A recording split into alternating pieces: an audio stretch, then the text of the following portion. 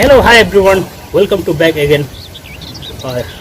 यो चाहिँ मैले अब योभन्दा अगाडि मैले अब भिडियो चाहिँ अपलोड गरेको थिएँ, तपाईँले हेरिहाल्नुभयो बनाएर गएर।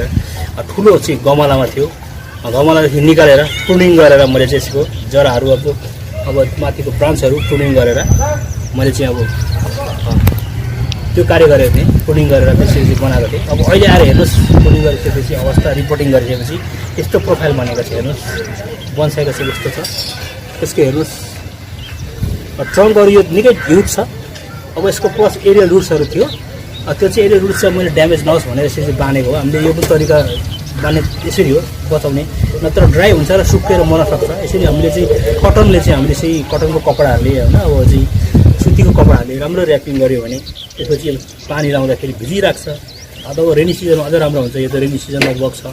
अब भदौ अब जानु आँटेको छ, त्यही पनि त्यसरी हामीले पानी लगाउँदाखेरि वाटरिङ गर्दाखेरि यो भिज्छ। भिजेपछि एरियल रुट चाहिँ सेप भइबस्छ, मर्दैन, सुक्दैन। त्यसले गर्दाखेरि चाहिँ पछि एरियल रुट्स यहाँदेखि निस्क्यो भने राम्रो हो। र अर्को तरिका चाहिँ कस्तो छ भने हामीले चाहिँ यहाँ पोली र लगाउने प्लास्टिक, नत्र भने कोकोलाको चाहिँ काटेर ठक्कै लगाउने, त्यसपछि माटो खाँद्ने, माटो खाँदा त्यसपछि हामीले चाहिँ त्यसलाई चाहिँ वाटरिङ गरिराख्यौँ भने एरियल रुट्सहरू निस्किन्छ, मजाको निस्किन्छ। अनि बन्साई ट्रङ्क एकदमै राम्रो देख्नमा चाहिँ ग्रेसफुल पनि हुन्छ। त्यो पनि अहिले गर्दा हुन्छ, अर्को तरिका त्यो पनि हो।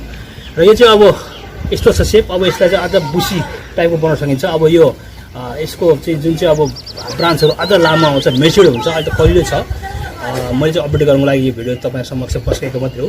र अझ ब्रान्चहरू यसको चाहिँ अब माथि जान्छ अथवा छिप्पिन्छ, अलिकति छिप्पिएको अब चाहिँ अर्कै कलर सेम यस्तो कलर हुन्छ। अब यो चाहिँ हरियो छ, अलिकति कलर अलिकति चाहिँ येलोइस हुन्छ अलिकति। त्यस्तो भएपछि अब छिप्पिन्छ अलिक भन्नु न। छिप्पिएपछि फेरि अब ट्रिमिङ गरेर वायरिङ गर्ने। वायरिङ गरेपछि त्यसपछि तपाईँ पक्का त्यसपछि बुसी, त्यसपछि अम्ब्रेला सेपको हामी टक्कै बनाउन सकिन्छ। त्यो पनि छ एउटा, त्यस्तो गर्न सकिन्छ हामी। अब अलरेडी यसको अब पछि यस्तो वायरिङ गर्ने यो छ तरिका, यसले पनि गर्न सकिन्छ। यसरी वायरिङ गर्ने, अब नभएको ठाउँमा यसरी ठक्कै अब हामीले वायरिङ गर्दा पनि हुन्छ। अब चाहिँ त्यसपछि अब डोरीले, अर्को उपाय चाहिँ अब कतिले डोरीले गर्छ, डोरीले बाँधेर यसरी डोरीले बाँधेर यस्तो झुकाउनु सकिन्छ। हेर्नुहोस् कति डिफ्रेन्स है, सेप दिएको नदिएको। अब यो माथि छ, यसले यस्तो गर्दाखेरि अब अलिकति फ्ल्याट सेपमा भयो, अलिकति धेरै राम्रो हुन्छ। हेर्नुहोस् र बोन्साई बनाउने तरिका चाहिँ यही हो। अब पहिलाको भिडियो तपाईँले सबै मैले गरेको हेरिहाल्नु भएको छ। त्यसपछिको यो अब नयाँ सुट्स आएको यो अपडेट गरेको मैले भिडियो। अब बोन्साई बनाउने तरिका चाहिँ यही हो। हामी अब एकदमै म बारम्बार भन्ने गर्छु, यदि हामीले ट्रङ्कहरू थिकनेस मजाको ठुलो चाहियो, हामीलाई सानो पोटमा रोपेको छ तर ट्रङ्क चाहिँ ह्युज देखिएको छ भने त्यस्तो खालको बोन्साई धेरै ग्रेसफुल हुन्छ। त्यसमा चाहिँ फेरि हामीले कृत्रिम सेप, हेर्नुहोस् यसको सेप कस्तो छ भनेको मजाको हेर्नुहोस्। सेप चाहिँ हेर्नुहोस्, नेचुरल प्लान्टमा कहिले यस्तो हुँदैन, नेभर एभर। यो चाहिँ हामीले चाहिँ forcefully we have to make by accessing force. कहिले चाहिँ भाँचिन्छ पनि, जबरजस्ती गर्नुपर्ने हुन्छ क्या। चाहिँ अब भाँचिनु सक्छ, टुट्नु सक्छ होइन। अब त्यसले गर्दाखेरि होसियार भएर गर्नुपर्छ। कति टुटफुट हुन्छ, भाँचिन्छ। यस्तो सेप हेर्नुहोस्, यो कस्तो सेप। यो सेप भनेको धेरै ग्रेसफुल छ, राम्रो छ। बोन्साईमा हुनुपर्ने पक्का सेप गुण। अब यो मेच्योर झन् ठुलो हुँदैपछि पछि अबको नेक्स्ट इयरमा भनौँ न, निकै मेच्योर हुन्छ, धेरै राम्रो हुन्छ, सुन्दर हुन्छ। र बोन्साई बनाउने तरिका चाहिँ यही हो। अब यसरी अब तपाईँहरूले अब बनाउनुहोस्, जहाँसम्म एक्टिभ हुनुहोस्। बोन्साई प्रेमीहरू सबै इच्छा शक्ति अब चाहिँ आफूले चाहिँ क्रिएट गर्नुहोस्, हुन्छ नहुने होइन, सम्भव छ। त्यसरी हेर्नुहोस् बोन्साईको आकार प्रकार सेप कस्तो छ अहिले। बनाउने तरिका चाहिँ यही हो।